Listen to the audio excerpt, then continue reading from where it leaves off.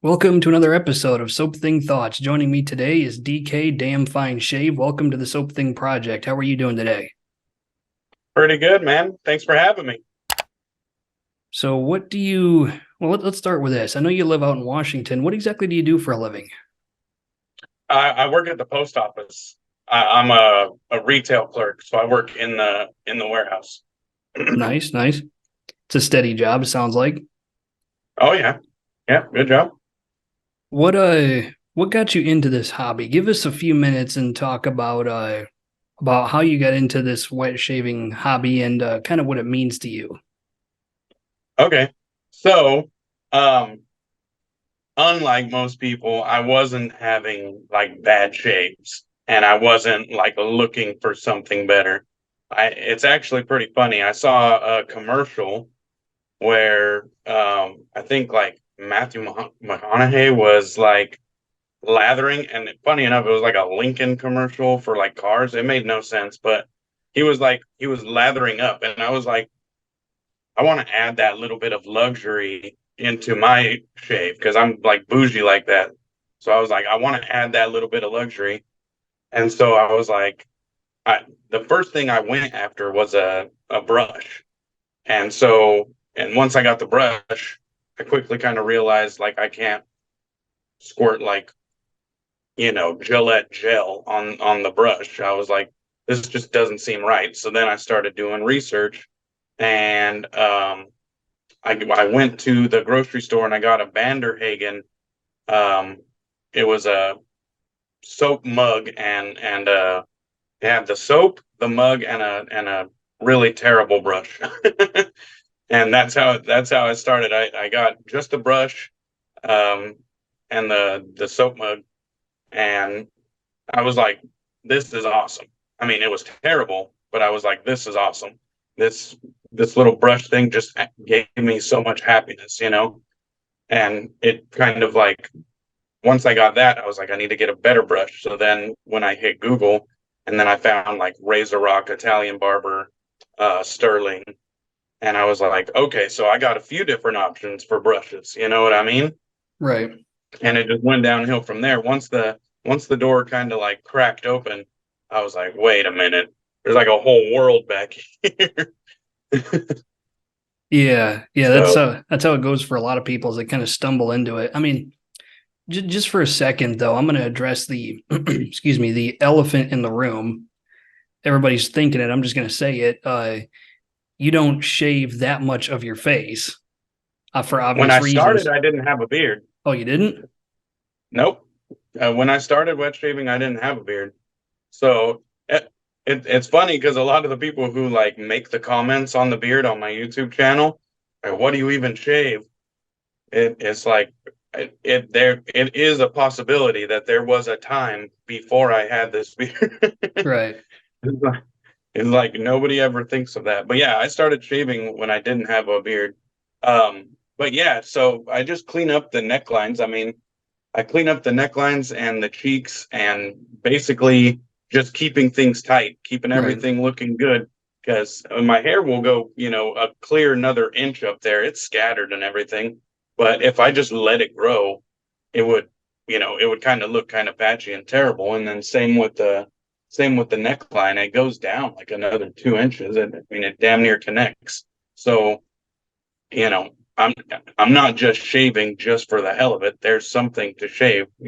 Right. No, I was just going to say that, you don't, there's not much for you to shave, but what little you can, it is no pun intended, a damn fine shave.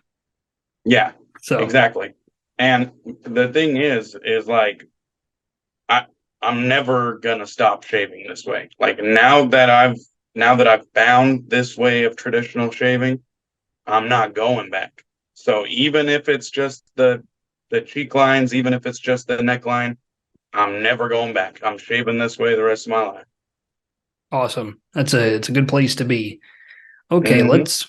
let's move into the topic of the day, which is we're going to kind of talk about, I suppose, how our preferences and our taste in scent has changed since we started. Because I think everybody kind of has that evolution where once you first start, you're kind of gravitating towards and grabbing, these products or that products. And then as you get to be in this hobby for quite a while, you switch to enjoying other types of scents.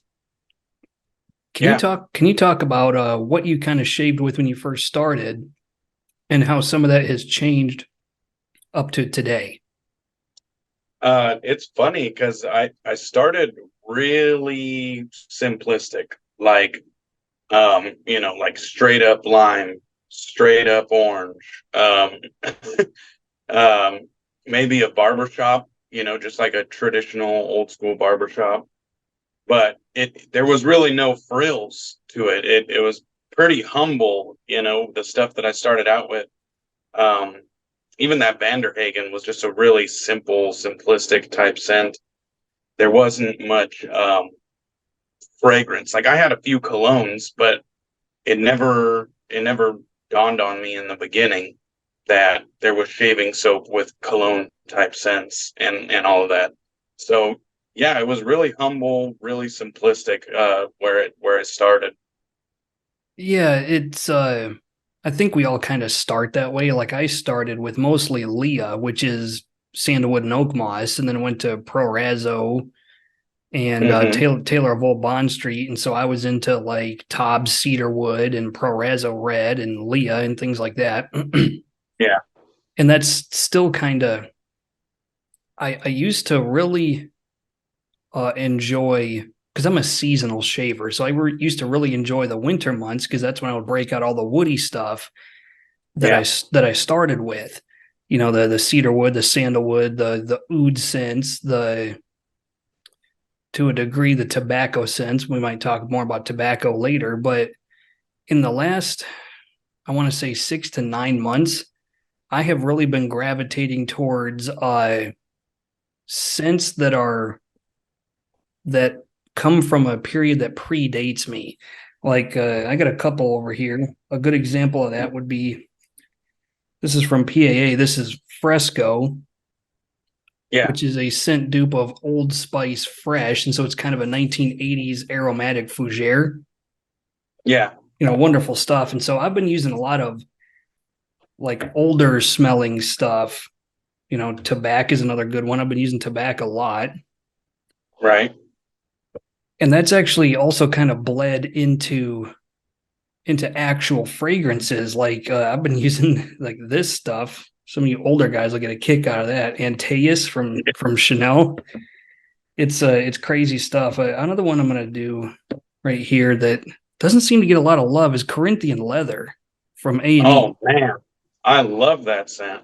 Yeah, you don't see it on the YouTube videos or on social media that much, but it's good stuff. So if I found myself sitting there one day asking myself, why did I go from like all the mainstream scents, like the woody scents and the aquatic scents and the cologne, I guess you could say type scents, to stuff like, like this, the brute kind of scents and other stuff that I've shown the camera. And I think the reason is I have come to appreciate scents that you no longer smell that often. Like Yeah. especially like the 1980s type scent stuff that would have been popular back then, because in my opinion the 80s was like the pinnacle of masculine fragrance. After that, scents tended to get watered down, simplified down, and they just weren't so daring or so strong quite like they were back then. And so it's a more unique scent, I guess, is how I would put it. Like, so I guess Yeah. my question for you is, has your preferences for scent gotten more complex, or is that just kind of the natural evolution of being in this hobby for a while? Yeah. No, it's definitely it's definitely got more complex. Like I said, where I started with single note scents, it can only go up from there. But I I I I love like the various cologne dupes because I can actually, it's almost like a try before you buy type thing. Like you can get the shave soap of the cologne that you're interested in, and then if you're really, feeling it, then you could go get the real deal. But yeah, no, some of my favorite soaps are so complex, it's hard for me to pick out every little bit, or maybe one shave I'll get, something out of it, and another shave I'll pick up something new that I didn't get before. Um, I absolutely love scents like that. So to me, it the more complex, it's not always better, but if it's done right, then I can get a lot of like appreciation out of that because sometimes you can overdo it. You know what I mean? Like it Right. becomes convoluted, and the mix. You know what I mean? You might have all this phenomenal smelling notes in there, but the mix just, if you don't dial it in just right, it ends up bad. But no, I definitely have went from you know early soaps that had maybe like 3 to 6 scent notes to like I have some that have just a laundry list like 20 plus scent notes, and Nintahala. it's like yeah, yeah, exactly. um Oh, but no, I love it like that, man. it, Fragrance has turned out to be my favorite part of the wet shaving thing. I no longer need to rely on the performance of a soap or you know, the quote unquote like protection or um, how forgiving a razor might be because my technique's dialed in. Now the what gives me the most enjoyment is the fragrance in a set. That's like that's like number one for me now. I guess a follow-up question I would have is, and I'll give you an example, but has your preferences in scent changed in a way that kind of surprised you? Like, for example, this one that I showed earlier, I did a review on this when it first came out, and it was a scent that I was leaning towards, I kind of like it, and then it turned into I could pretty much take it or leave it. And if I can take something or leave it, I'll usually tend to leave it. And so I sold it and got rid of it. And then more recently, I turned around and I found myself craving it for reasons that I could not understand. It's like I really missed that thing for Yeah. some reason that I can't explain, and so I had to buy it again. Like has something like that ever happened? Oh yeah. There's been a number of times that the first sniff off the tub, I was like, "Oh no, that is not good." And but I'm kind of famous for this. Like, I'm not.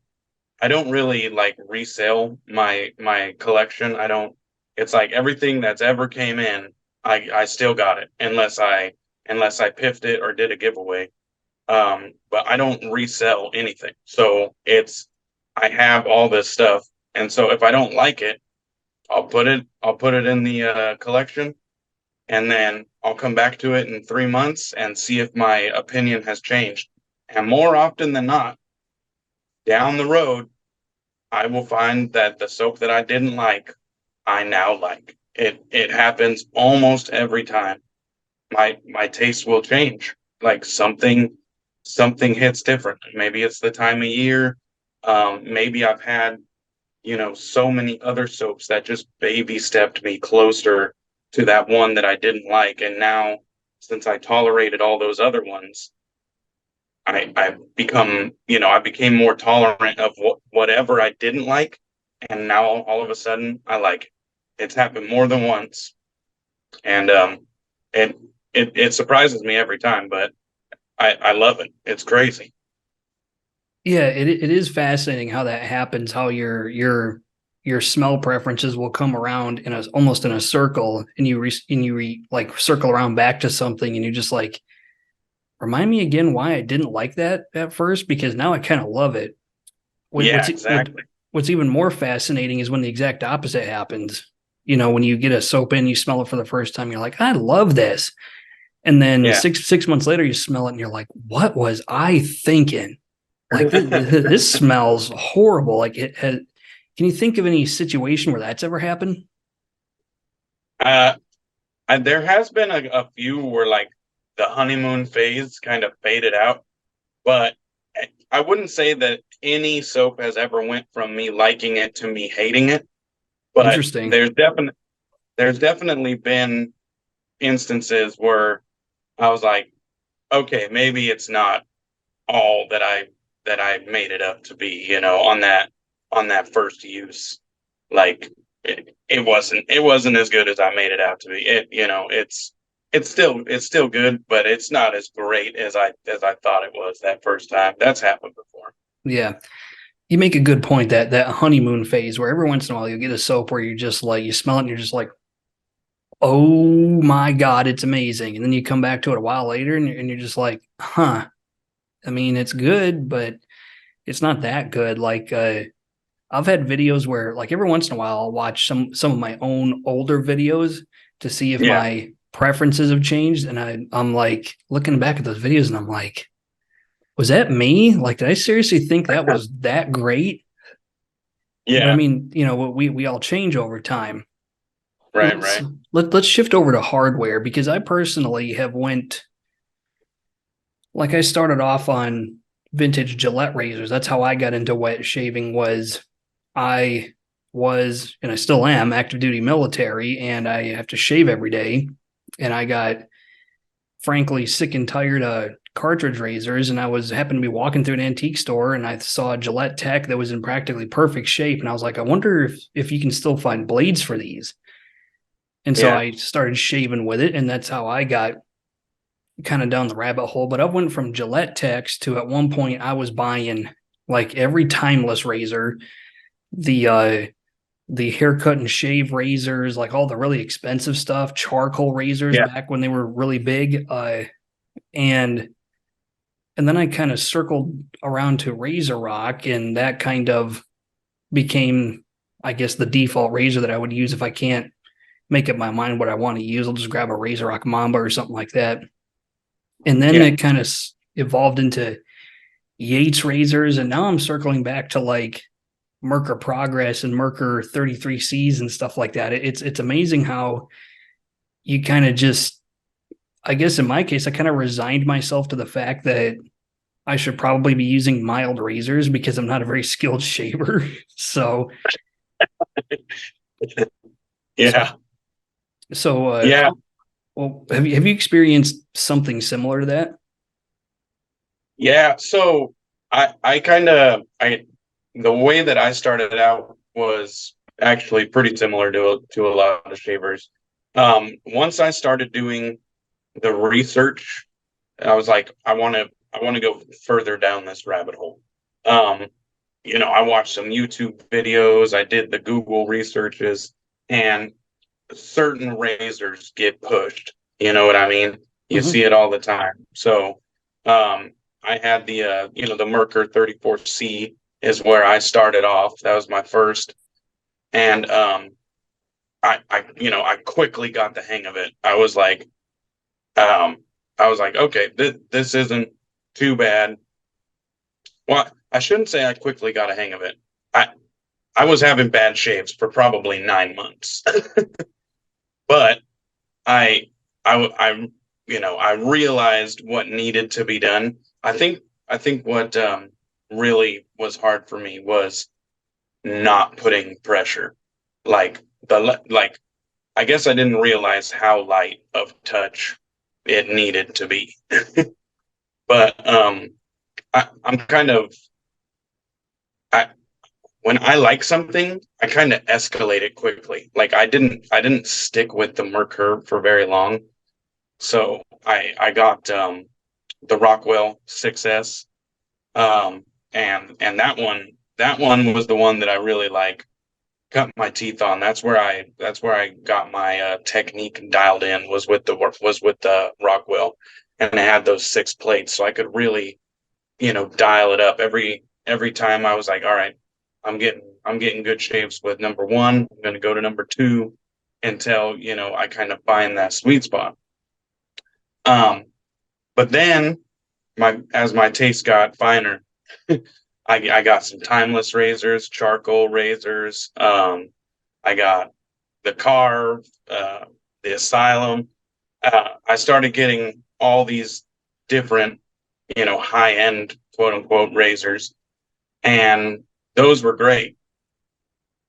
But then I basically like went backwards, and I got vintage razors. So I got the Gillette Slim Adjustable, um, and I started using some of the old Gillettes, and then I discovered probably the best thing that I've ever discovered, which was a Schick injector.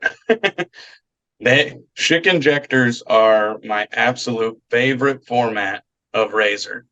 Um, Ever since the first one I got, whatever was my previous favorite razor, it got blown out of the water. So then I just started buying more Schick injectors, and then after I kind of fleshed out my collection, then I got some gem style razors, and I finally took the plunge and started straight razor shaving. So I've definitely done my fair share of bouncing around from one style to the other. I mean, I think I have a little bit of everything in my collection at this point. Um, Maybe except for like a slant razor. I don't have a slant razor. But yeah, I've done my fair share of bouncing around. Yeah. To your point about the injector razors, I maintain that one of the best injector razors I've ever seen was the Supply single edge razor, the original one that was on Shark Tank that was stainless steel. You could unscrew it and take it completely apart. Yep. The more recent ones, I don't care for them. Like I did a pretty scathing review on Really? on the Supply Single Edge Pro that if it hasn't come out already, it'll be out on my channel soon. But Yeah. I had problems with that. I think they That's had unfortunate. I think they had something amazing when they first started out, but now their stuff is just like, oh, you took everything that was great about it and just kind of took it away. Yeah, I have one of the old school ones with the screw right there on the neck of the razor, and I love it. I think it's a great razor. I mean, it's built like a tank. Right. I really was interested in their new Pro razor, but that's kind of unfortunate, man, that it didn't really turn out to be as good as the original. No, the biggest thing they did to it was they took away your ability to take it apart. Because I'm one of those guys that after every shave, I will take my razor completely apart and let everything dry. Yeah, And yeah, you just can't do that with the new one because it went from being a two-piece razor with a screw top to hold everything together. It went from that to a one-piece razor. yeah, So that's my biggest problem with it is just that I think they oversimplified it in a lot of yeah, ways. I mean, if you're enjoying it, if you're somebody who's watching this and you enjoy it, don't let us stop you. But yeah. that's kind of the thing that turned me off from it. One more question. This time I'm going to ask you to name drop something. What was the single product that was the biggest eye opener where you were just like, I cannot believe I actually like this. Like I was taking a big risk on it, and for reasons that I cannot understand, I actually really like this. Wow. Let's see. I might have to think about that one. And like, it might have to be, it might have to be the shaving soap because everything else just kind of made sense. Like, I mean, if it's not Schick injectors, because because Schick injectors definitely, I already had tried so many different razors at the point that I got my first Schick that I was like, why don't I see more videos with Schick injectors? Why don't I see more shave of the days with Schick injectors? It's always blown my mind because it's my favorite format. Right. But I like I think they're phenomenal. They're intuitive. They're just as mass produced as Gillette, like the vintage Gillettes were. And I mean, they were literally like number two in the in the wet shaving game, in the razor game, in the blade making game. Like I was like, Gillette was clearly the winner, but Schick was right there. They were number two. Why don't I see more people using them? Right. But No, I've noticed the same thing. It's really weird that you see vintage Gillettes all over the place and shave of the day videos and photos, but Schick is a lot less common. And it's kind of weird that it's like that. and they're Um, just as mass produced. Like if you hit up eBay or Etsy or whatever, they can be had for dirt cheap. Like it just doesn't make no sense to me. It's not like it's hard to get. I think if I had to guess why, I think whenever you're dealing with two very large companies that are mass producing grooming products, Yeah, I think society is going to look at the one that's the less common or the less well known and view it as second rate. And yeah, I think that happens a lot in this hobby too, that whatever everybody else is not using must be second rate. And I'm sorry, that's just not true. yeah. I think you're onto something there. That sounds about right. You think because it's not number one, it's number two, so it has to be less good. But I mean, that's definitely not the case. They were in, during the time of manufacturing, they were in so many households, like people use these for their daily shaves for years and years and for decades. They are definitely not second rate to anything. I have heard like the argument like, oh, they have less blade options. It's like, I get it. There is hundreds of different DE blades, and there's probably only a handful or two of different Schick blades. I get that argument, but there is options. Find the one that works for you and, stick with it. Or if you're like me, I use them all, so it don't matter. But there still is options. So if you don't like one, there's still options for you. You could still find your blade. So I don't really, it's not a good argument to not pick up a Schick, in my opinion. Right. No, I think that's well said. I'm going to circle back to my original question because I have an example of one that if I had to name drop like an exact product, at least in recent memory, that surprised me the most, where I was just like, I can't believe I like this as much as I do. It's got to be this one that I showed earlier. Oh, I was okay. I was really surprised that I like this as much as I did because the description of it was like, I'm going to roll the dice on this one, but I don't have a lot of confidence. And then I opened it up and I smelled it and I was like, whoa, this is Yeah, nuts. I cannot believe like I should not be enjoying smells like this because historically I haven't. And I smelled this and I yeah, was like, that is crazy. This is awesome. yeah. Well, if now that I know where you were heading with your question, that a similar one also from A&E, Indo Ink. I don't know if you got your nose on Indo Ink, but Not that yet. one, I was looking at the various scent notes and I was like, this looks like it's going to be all over the place. But, I like the artwork and I know it's A&E. So I had a good amount of faith that it was going to be a good scent.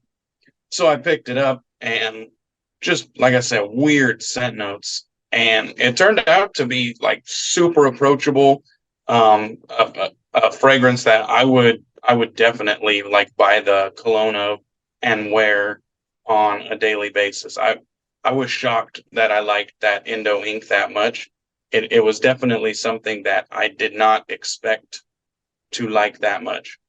I thought it was going to be weird and funky, and it turned out to be like super approachable and kind of cologne kind of like a unisex type deal. And it just worked. Like whatever he did, he got the blend just right. All those weird notes, they came together good. Right. It's funny that we're kind of we find ourselves getting stuck in the A&E camp because I feel like for a while Peter Charkalis,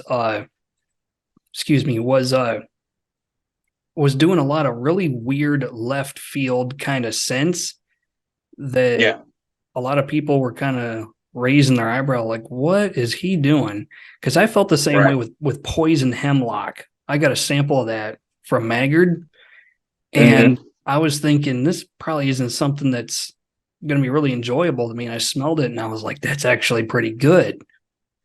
Yeah, So, uh, yeah, I guess don't judge a soap by its label, is yeah, or the list of notes for that matter. If you really want to decide if you like something, the best thing to do is to hopefully get a sample. And if you can't do that, honestly, you might have to just roll the dice. And I think you'd be kind of surprised what you find. yeah. I mean, I'm I don't really like the rose note, but that has never stopped me from like when I see a scent that I think I'm gonna like, if I see rose in it, I'm like, I'm rolling the dice here. But sometimes, it still turns out, and in a few cases, it's roses in some of my favorite scents, and I don't really like rose. So it can be done, I would say don't not buy a soap just because it has one note that you don't like, because you don't know what level of, how much that is going to come through in the scent. It might just be a supporting note that really isn't, forefront. So that's happened to me plenty of times. Like, pretty sure Vespers has rose. I could be wrong, but Vespers is one of my favorite scents. Vespers is freaking awesome. I think What? I saw on your interview with Latherhog, you said you didn't like Vespers. Yeah, it wasn't. I don't know. It was. There were a couple of red flags that just didn't do it for me. But that's just scent preference. Yeah, What I really ought to do is next time it gets released, I ought to get a sample and really try to approach it objectively, because I'm yeah, usually a pretty good judge of when I'm not gonna like something. yeah, Like whenever I buy a shaving soap, I haven't bought a lot of stuff lately, but historically, whenever I would buy a shaving soap, I would have a certain predetermined opinion about it, and I'm usually right. Like if it's a scent where it's just like, I'm gonna roll the dice, but I don't have a lot of faith in that one, it usually turns out pretty bad for me. And whenever I walk into something assuming I'm going to like it, I usually do. yeah. And Vespers was one that I chose not to really get to know Roll that the dice. well. So No. because there were too many scent descriptors that like there were scent notes that were in other scents that I really did not like. And so I was just like, oof, I don't know. Yeah. Well, Barrister Man is another one, kind of like, we were talking about A&E was getting kind of experimental there for a while. Barrister Man is definitely another one that goes down the funky, like not the norm train. They do that quite often, Right. and I love them for it. Well, I think that's why they do it, is because especially currently, where I think we are in the middle of a period where there's a tremendous lack of creativity. Like Yeah, everybody's doing scent dupes, and half the time they're not even like new dupes. They're duping something that somebody else has already duped and already has exactly. on their portfolio. So I think whenever Barrister Man just comes out of nowhere with this, hey, check out this goofiness. I think everybody is craving something different at that point, and so it works out for them. Yeah, yeah. I mean, it's definitely we're kind of at like a time in the economy where these small artisans are probably choosing to like stay safe by doing these like cologne dupes, and even ones that have already been done before. So, I mean, I'm giving them a little bit of grace, but every single release shouldn't be, a cologne dupe that's already out there. Like, if you're going to do a cologne dupe, dig into the crates and find something that hasn't been done. Like, do the customer base a service, please. Right. One of them that I've been seriously considering pulling the trigger on was Hag's Creatures of the Night, because that's based on denim, Mm-hmm. and nobody's doing that one except them. So Yeah. that, in my opinion, is a proper function of doing an inspired scent or a dupe scent. Is you should be trying to find ones that everybody else isn't doing. But this is the last thing I'll leave you with before we get out of here. One of the things that has kind of been, it's really weird. Like, I have actually come full circle to where recently I've been using a lot of legacy soaps, which is stuff like Tabac and Leah, Taylor of Old Bond Street, Perazzo, and stuff like that. Just because the fact that there's so many artisans that are duping all the same scents as well. There's scents that I like that are getting discontinued, or entire artisans they're just straight up going out of business. Mm-hmm. I've been finding myself honestly kind of just gravitating towards anything that has brand stability.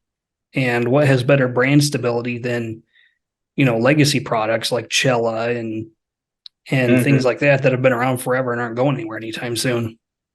Right. Yeah, I've definitely not too long ago I used let's see, I used Cella not too long ago. I actually used Williams mug soup not too long ago. That was a bad idea. Um I used well, I don't know if Le Pierre Lucien is actually, I'm not sure if that would count as a legacy or not. I'm not sure how long they've been around. But yeah, I definitely dabble into the older soaps every now and then. A couple times a year. I wouldn't say that I really get on a kick and stick with them for any amount of time, but I always go back a couple times a year and use legacy stuff.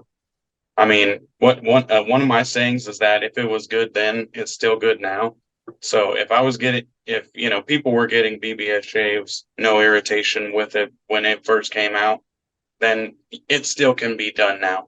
A lot of people like to crutch on the quality of a soap, and they say like, oh, I don't want to, I can't use that because it doesn't have enough slickness, it doesn't have enough protection.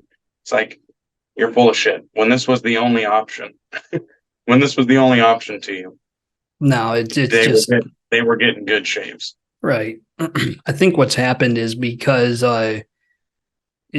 soap quality basically is a crutch. It makes it to where people don't have to have that much skill anymore because the soap is Yeah, doing all the work, versus like yeah, stuff like Taylor of Bond Street, for example. It was slick enough, but you had to know how to yeah. shave, Right, right. and so people practiced more. Uh, I'm kind of one of those people that, especially lately, I will take, either an artisan or a legacy soap, and I'll binge on it for a while. Like, I think I've used more Taylor of Old Bond Street in the last 3 months than I did in the previous 3 years, because I've been kind of in that on my off-camera shaves. Whatever's sitting on the counter is what I use. Until 3 weeks later when I decide to push it away and grab something else. Yeah, yeah. That makes sense. There's absolutely nothing wrong with that stuff. I mean, Tobs. There's people, um, non-hobbyists, that are just utilitarian shavers. They they probably have one soap, and it's probably something like Tobbs or Parasso or Castle Forbes, whatever. It's probably something like that, and they get their daily shaving no problem. So there's nothing wrong with that. I get it. All right, let's start to transition out of this podcast. I always ask everybody the same question. What would you say to either new shavers or seasoned shavers that you've learned that might be useful to them? So new shavers, it's all about technique. Just it, no amount of product, whether it's the most expensive, the most high end, the most popular, nothing is gonna get you a good shave unless you have your technique down. So take the time, do the research, and just really dial in your technique. That's the way you'll get good shaves. Once your technique is dialed in, doesn't matter what product you use. And then season wet shavers, you gotta find a way to stay interested. Do something outside of your comfort zone. A lot of us will kind of get into a rut of using the same things, our favorite gear, our favorite soaps. Throw yourself a curveball. Do something to keep you interested in the hobby. You know what I mean? Use a brand that you haven't used before.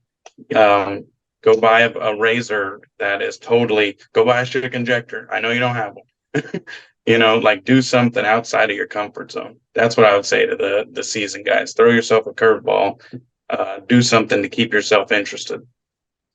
Throw yourself a curveball. That's actually a really good one. I might have to take that and run away with it because Yeah.